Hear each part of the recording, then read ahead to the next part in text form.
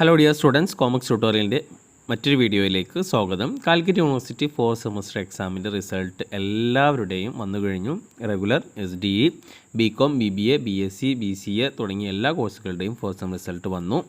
അപ്പോൾ റിസൾട്ട് വന്ന് ചില കുട്ടികൾ ചില സബ്ജക്റ്റിൽ ഫെയിലായിട്ടുണ്ടാവാം, ചിലർക്ക് ഉദ്ദേശത്തിന് മാർക്ക് ലഭിച്ചിട്ടുണ്ടാവില്ല. അപ്പോൾ നിങ്ങൾ ഫെയിലായ സബ്ജക്റ്റിൽ നിങ്ങൾക്ക് ജയിക്കുമെന്ന് നിങ്ങൾക്ക് വിശ്വാസം ഉണ്ടെങ്കിൽ, അല്ലെങ്കിൽ മാർക്ക് കുറഞ്ഞതിൽ അതിന് മാർക്ക് കൂടാൻ നിങ്ങൾക്ക് ചാൻസ് ഉണ്ട് എങ്കിൽ നിങ്ങൾക്ക് റിവാലുവേഷന് കൊടുക്കാം. അപ്പോൾ റിവാലുവേഷൻ്റെ ലാസ്റ്റ് ഡേറ്റ് ആണ് നാളെയും മറ്റന്നാളൊക്കെ ആയിട്ട്.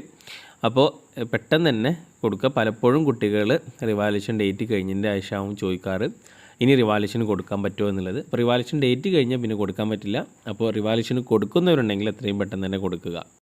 റിവാലുവേഷന് കൊടുക്കാനുള്ള ലാസ്റ്റ് ഡേറ്റ് എന്നുള്ളത് ഇപ്പോൾ 4th സെമസ്റ്റർ വിദ്യാർത്ഥികളുടേതാണെന്നുണ്ടെങ്കിൽ 4th semester SDE, BA, BSc ആണെന്നുണ്ടെങ്കിൽ 27-ാം തീയതി വരെയാണ്. അതേപോലെ അത് 2018 അഡ്മിഷനും 2019 അഡ്മിഷൻ ഓൺവേർഡ്സും.